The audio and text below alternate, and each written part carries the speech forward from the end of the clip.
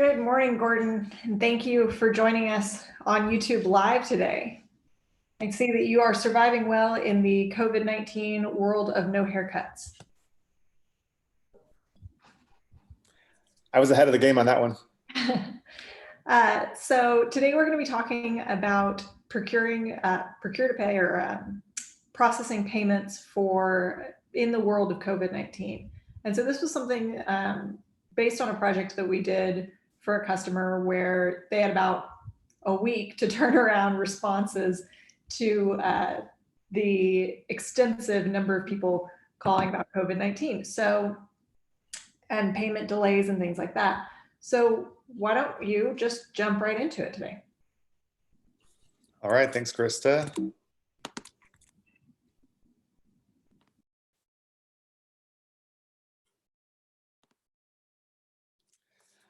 All right, so we were thinking a bit about, in the light of this COVID-19 crisis, how are our own clients being affected by the crisis, and how are their customers being affected as well, and how can we help in a positive way? So, one of the things that keeps coming up with our customers, even with some of them before this crisis started, was they've got a huge amount of call volume coming in from their customers, and it's very expensive to talk to your customers on the phone.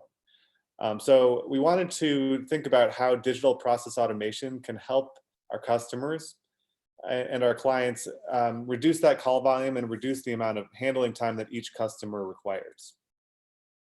So if we're thinking specific to the COVID-19 crisis, and we're thinking about just consumers in general, individuals, it's not news for us to tell you that there's an unprecedented strain on individuals here. There's over a 10% jobless rate, and social distancing and stay-at-home orders have caused people to avoid restaurants and avoid spending money on a lot of the things that normally they would be spending on. And just in general, people have some fear about how they're going to pay their bills over the next coming months here if they're unable to find employment.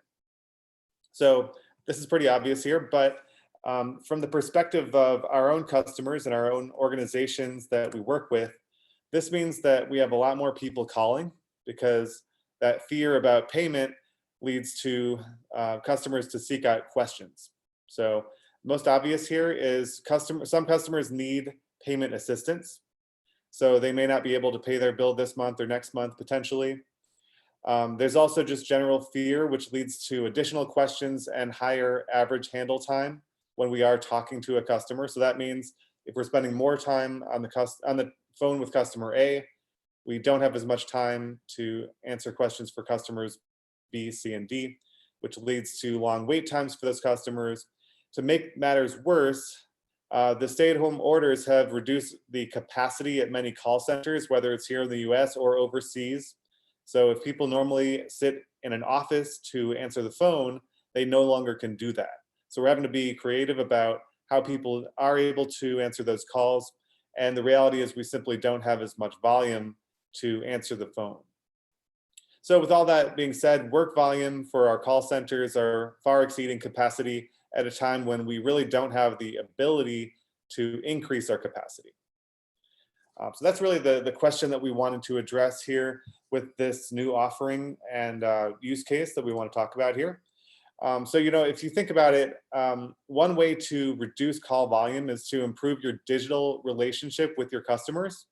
So if the customer can find an answer to their question on your website or on their mobile app, there's no need for them to call.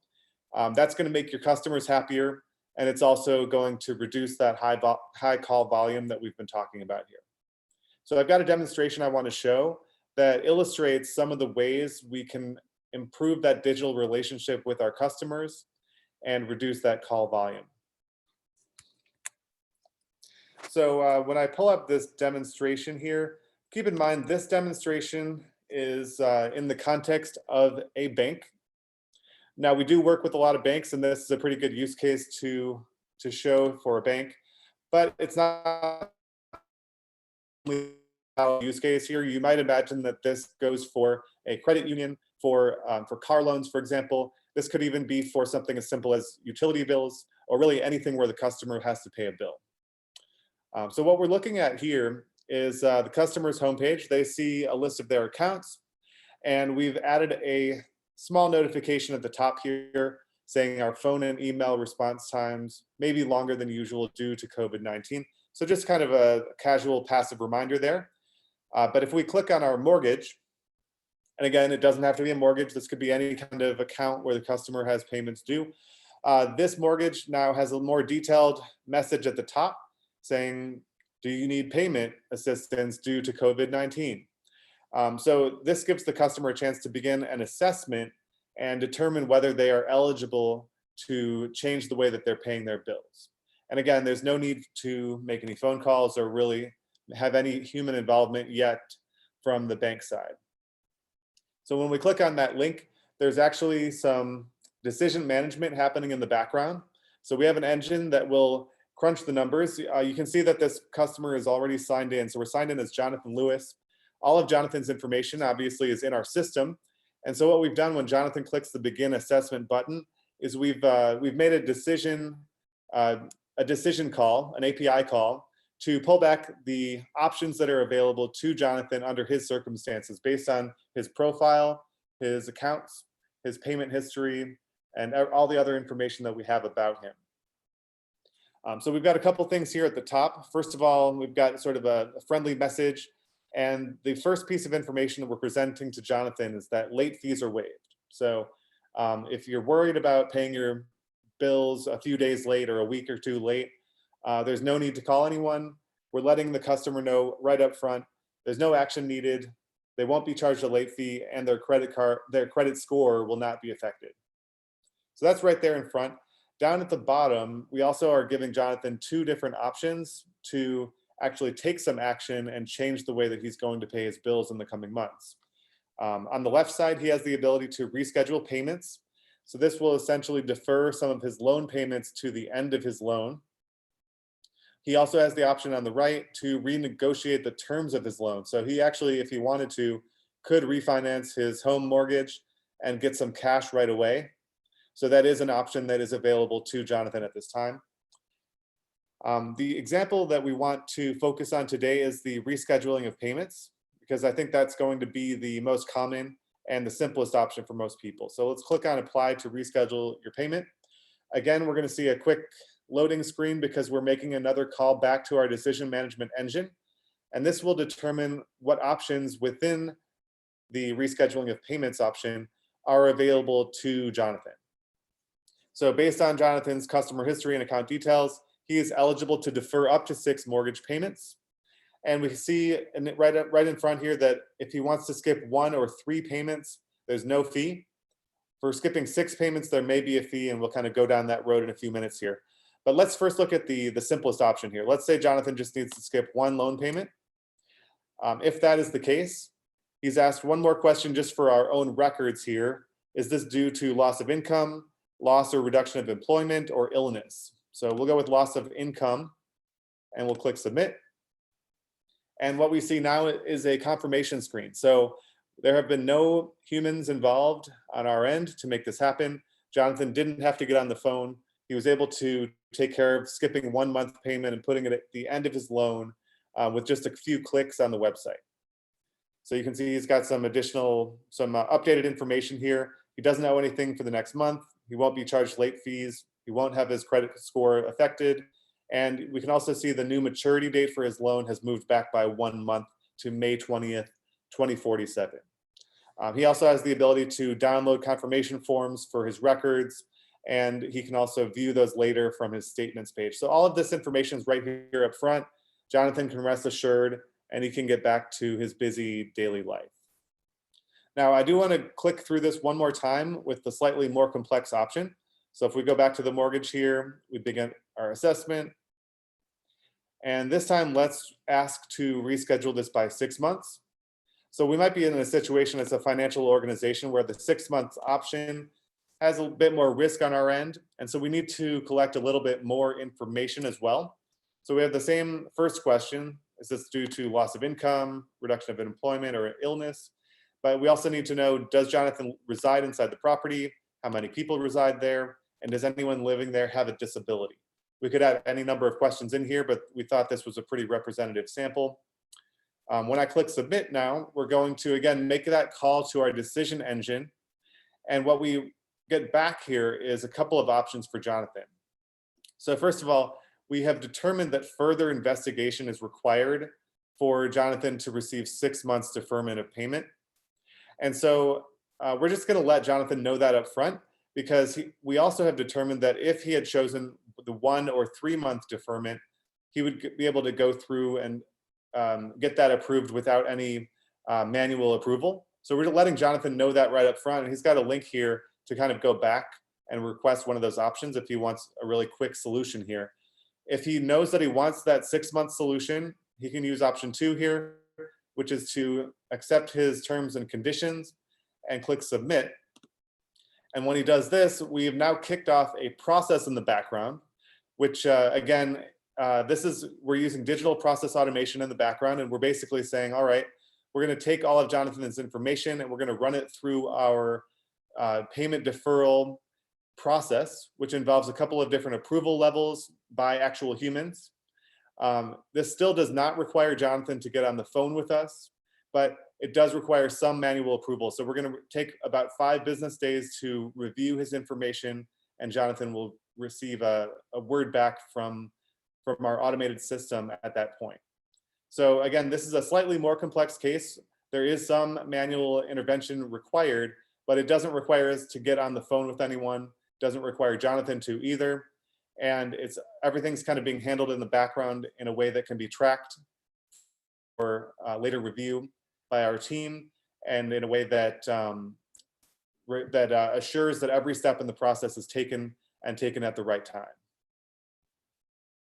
So overall, hopefully this gives you an idea of how we can help you using digital process automation to make your customers happier and also reduce some of that strain on your call centers.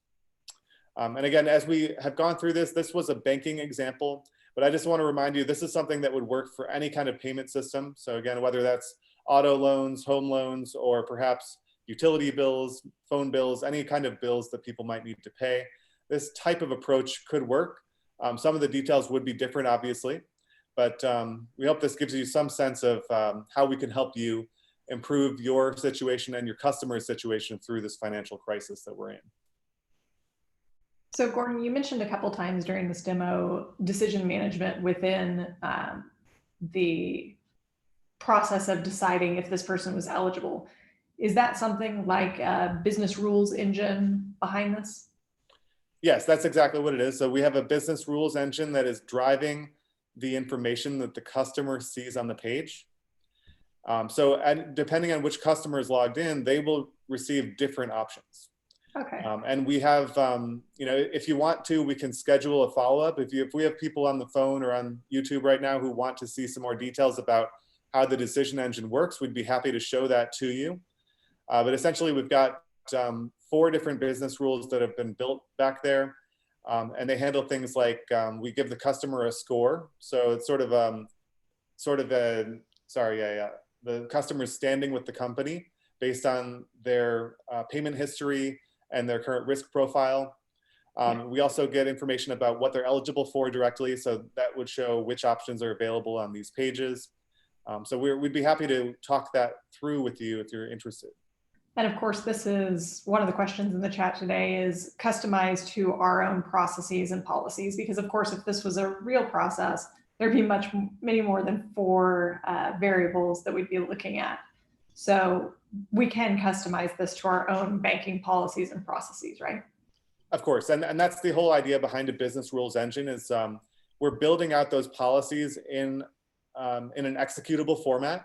So it makes it so that your other systems can make those calls to the decision engine and get a response back. But the way the rules are written is in a way that can be understood by people, by regular business users.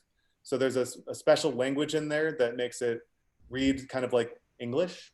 And so you can kind of type that out, and it's a way for basically humans and machines to speak the same language there.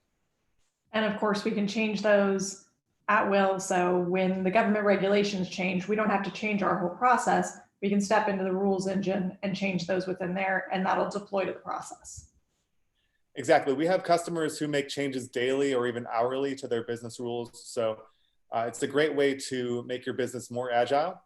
And that kind of leads into the idea that this is a great opportunity for you to improve things during the COVID-19 crisis, but really this is a way for you to become a more mature business going forward.